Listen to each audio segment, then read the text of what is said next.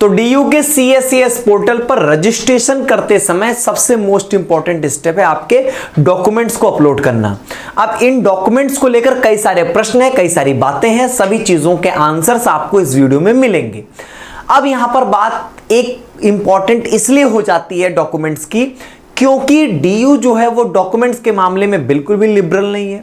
कहीं पर आपको अंडरटेकिंग नहीं डालने का मौका देगा। आप वो डॉक्यूमेंट जिन डिमांड करेगा वो डॉक्यूमेंट्स इनको चाहिए, और गलत पाए जाने पे आपकी सीट, जो मिली हुई सीट रहेगी, वो बहुत इजीली यहां पर रिजेक्ट कर दी जाती है। तो बहुत ध्यान से, सावधानी से एक एक बातों को, डॉक्यूमेंट रिलेटेड बातों को समझ जाइए।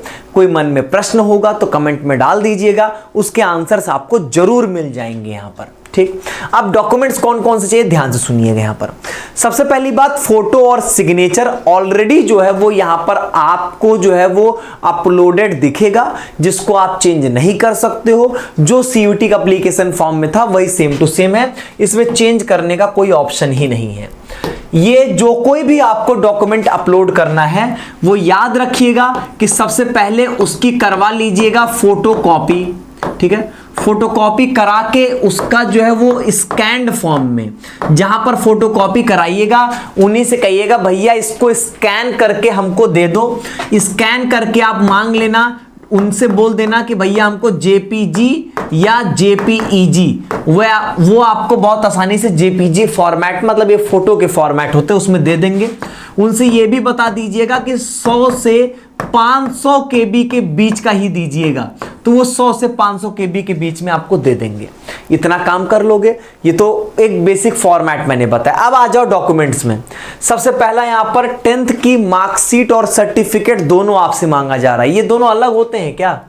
देखो क्या होता है कि ऐसे कुछ बोर्ड्स यहां पर क्या करते हैं कि आपको देते हैं एक सर्टिफिकेट में ही लिखा होगा कि आपने हाई स्कूल की परीक्षा जो है वो उत्तीर्ण कर ली है फर्स्ट डिवीजन के साथ, ऐसे, और उसमें बस आपकी डेट ऑफ बर्थ, आपकी डिटेल्स होंगी। आपका मार्क्स का जो पूरा कह सकते हो कि मार्क्स जो होते हैं वो वहां पर आपके नहीं बताए गए होते हैं, उसमें मार्क्स मेंशन नहीं होते हैं। जो मार्कशीट होती है आपकी, वो स्पेशली यहां पर आपके मार्क्स को शो करने के लिए होती है। उसमें भी आपकी basic details, date of birth, ये सारी चीजें होती हैं। तो इन्होंने यहां पर सर्टिफिकेट मांगा है क्लास 10th के जो है वो, मतलब वहां से आपकी क्लास 10th की सर्टिफिकेट से आपकी डेट ऑफ बर्थ को सर्टिफाई करेंगे। और जो ये मार्कशीट है वो बेसिकली यहां पर आपके क्लास 10th के जो मार्क्स हैं उनको यहां पर देखने के लिए, वेरीफाई करने के लिए मांगा गया है। तो देखो क्या होता है कि कई ऐसे बोर्ड्स हैं जो अलग अलग देते हैं बच्चों को। अगर आपके पास सर्टिफिकेट मार्कशीट दोनों है, देन आप भाई सर्टिफिकेट में सर्टिफिकेट, मार्कशीट में मार्कशीट अपलोड करिए। लेकिन अगर आपके बोर्ड ने सिर्फ मार्कशीट दे दिया है, बेसिकली मार्कशीट में ही सर्टिफिकेट भी इंक्लूड होता है, उसको बोलते हैं मार्कशीट कम सर्टिफिकेट। तो अगर ये वाली केस है जहां पर आपके पास एक ही है, तो उसी को आपको यहां पर अपलोड करना है, कोई घबराने वाली बात नहीं है। और ध्यान दीजिएगा, वही दोनों जगह अपलोड करना पड़ेगा, एक जगह से काम नहीं चलेगा। ठीक, अगली चीज यहां पर है 12th की मार्कशीट। अब 12th की मार्कशीट में बहुत बड़ा क्वेश्चन ये यहां पर आ जा रहा है कि हम 12th की मार्कशीट में कौन सी वाली मार्कशीट दें, जो CBSE बोर्ड के वेबसाइट पे जो हमने डाउनलोड किया था वो, या डिजी लॉकर वाला। अगर आपके डिजी लॉकर पे आपके 12th की यहां पर जो है वो आ चुकी है, अगर मान लीजिए 12th ये क्या कहते हैं डिजी लॉकर पे आपकी मार्कशीट आ चुकी है, तो प्लीज आप वही डिजी लॉकर वाला अपलोड करिए, कोई दिक्कत नहीं है। अगर यहां पर वो नहीं है आपके पास, कोई दिक्कत नहीं, आपके बोर्ड की वेबसाइट से जो यहां पर मार्कशीट डाउनलोड हुई है उसी को आप यहां पर स्कैन करके जो है वो अपलोड कर दोगे तो वैलिड होगा, कोई टेंशन वाली बात नहीं है। ऐसे कुछ बच्चे हैं जिन्होंने अभी अपना री एवेल्युएशन के लिए जो वो दिया है। कुछ बच्चे यहाँ पर किसी सब्जेक्ट में फेल हो गए थे तो कंपार्टमेंट का एग्जाम देने वाले हैं। मैं आपको ये बता दूं कि अगर आप यहाँ पर अपीयरिंग हैं, 2 केसेस बनेंगे, ये 3 केसेस, पास्ड, अपीयरिंग या री एवेल्युएशन, 3 ऑप्शन आपसे मांगता है। तो एक बात आप समझ जाओ कि अल्टीमेटली एक चीज बहुत इंपॉर्टेंट है कि 12th में आप पास होने चाहिए सभी सब्जेक्ट्स में। अगर आप यहां पर किसी भी सब्जेक्ट में आप फेल हुए तो आपको अगर कोई सीट मिल भी जाएगी तो आप रिजेक्ट कर दिए जाओगे। मतलब इनकी जो मिनिमम एलिजिबिलिटी क्राइटेरिया 12th पास होने की है वो होना अनिवार्य है।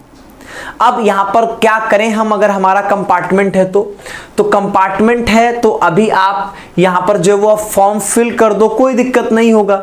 लेकिन इस बात को याद रख लीजिएगा कि यहां पर चूंकि आपका मिनिमम एलिजिबिलिटी कंप्लीट नहीं है तो सीट अलॉटमेंट में आप रिजेक्ट कर दिए जाओगे।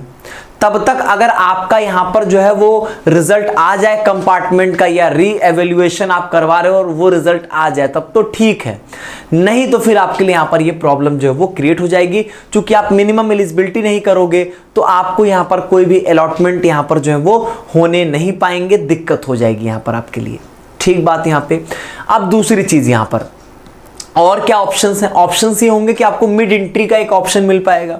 जब ये 2 राउंड्स की काउंसलिंग कंप्लीट कर लेते हैं तो एक बार मिड एंट्री आती है। मिड एंट्री मतलब क्या होता है कि एक बार ये रजिस्ट्रेशन प्रोसेस फिर से ओपन किया जाता है। हो सकता है तब तक आपके रिजल्ट्स आ जाएं, रीवैल्यूएशन वाली मार्कशीट आ जाए, तब आप उसको अपलोड करके यहाँ पे रजिस्ट्रेशन कर सकते हो। ठीक बात यहाँ पे। चलो अगला आता है कैटेगरी सर्टिफिकेट। कैटेगरी सर्टिफिकेट में 2 बातें बहुत ध्यान देनी है, एक ओबीसी वालों को और एक यहाँ पर ईडब्ल्यूएस वालों को, कि आपके जो सर्टिफिकेट होंगे वो यहाँ पर आपके 31 मार्च या मैं कह दूं 1 अप्रैल 2025 के बाद का ही होना, मतलब 1 अप्रैल 2025 का भी चले गए, इसके बाद का ही होना चाहिए। आपके फॉर्म भरते समय वो पूछता है कि इस सर्टिफिकेट को किसने इशू किया, सर्टिफिकेट इशूइंग अथॉरिटी। वहां पर आपको बताना है कि कौन है वो, एसडीएम है, डीएम है, एसडीओ है, तहसीलदार है, वो आपको बताना है। वहां पर नाम मत लिख दीजिएगा कि श्री राजीव कुमार, ये सब मत कर दीजिएगा। ठीक बात यहां पे। अब यहां पर ये एक प्रॉब्लम आ रही है कि भैया उसका फॉर्मेट कैसा होगा। तो फॉर्मेट इन्होंने अपने यहां पर जो है वो जो इन्होंने इसका बुलेटिन अपलोड किया है CSAS का, उसमें इन्होंने मेंशन किया है, आप ये देख सकते हो। और इन्होंने यहाँ पर नीचे जो है वो ये भी मेंशन कर दिया कि कौन कौन सी अथॉरिटीज यहाँ पर अलाउड होंगी। जैसे यहाँ पर ऊपर देख सकते हो कि डीएम, एडीएम, कलेक्टर, इनमें कोई हो यहाँ पर आपका, या यहाँ पर जो है इन्होंने कहा मजिस्ट्रेट हो तो भी चलेगा। यहाँ पर आपका रेवेन्यू ऑफिसर हो not below the rank of tehsildar, tehsildar की रैंक से नीचे का नहीं होना चाहिए, इसका ध्यान देना है। एसडीओ है तो भी यहाँ पर आपका चलेगा। तो ये बात यहां पर आपके लिए कुल मिला के ये बात रहेगी कि इनमें से कोई भी, अगर जो इसमें लिस्टेड अथॉरिटीज हैं, अगर इनमें से कोई भी अथॉरिटी के द्वारा ये सर्टिफाइड रहेगा तो वैलिड है, इनके अलावा कोई होगा तो वो यहां पर आपका वैलिड नहीं माना जाएगा। तो आप ऐसा करो कि आप डीएम ऑफिस से या यहां पर आपके एसडीएम, मतलब बेसिकली मान के चलो कि अगर इनमें से किसी अथॉरिटी के द्वारा वो अथराइज्ड है तो कोई प्रॉब्लम नहीं आएगी, अन्यथा आपके साथ यहां पर प्रॉब्लम जो है वो हो भी सकती है। ठीक, 31 मार्च 2025 के बाद मतलब 1 अप्रैल 2025 से आगे का ही सर्टिफिकेट होना चाहिए ओबीसी और ईडब्ल्यूएस वालों के लिए। अदर कोटा या किसी कैटेगरी से बिलोंग करोगे तो उसके सर्टिफिकेट भी आपको यहां पर प्रोड्यूस करने पड़ेंगे। ठीक, अच्छा इसमें एक बड़ा डाउट चल रहा है सेल्फ अटेस्टेड का, ये क्या होता है? तो देखो पहली चीज, इनमें से किसी भी डॉक्यूमेंट में सेल्फ अटेस्टेड की आवश्यकता नहीं है। फिर से सुनिए, सेल्फ अटेस्टेड की आवश्यकता नहीं है। ईसीए के सर्टिफिकेट के लिए वहां पर जो है वो सेल्फ अटेस्टेड की डिमांड कर रहा है। तो बेसिकली सेल्फ अटेस्टेड मतलब कुछ नहीं है, आप सिंपली लिखो सेल्फ अटेस्टेड, मतलब ऐसे आप लिखो SELF, ऐसे पूरा आप यहाँ पे लिखो।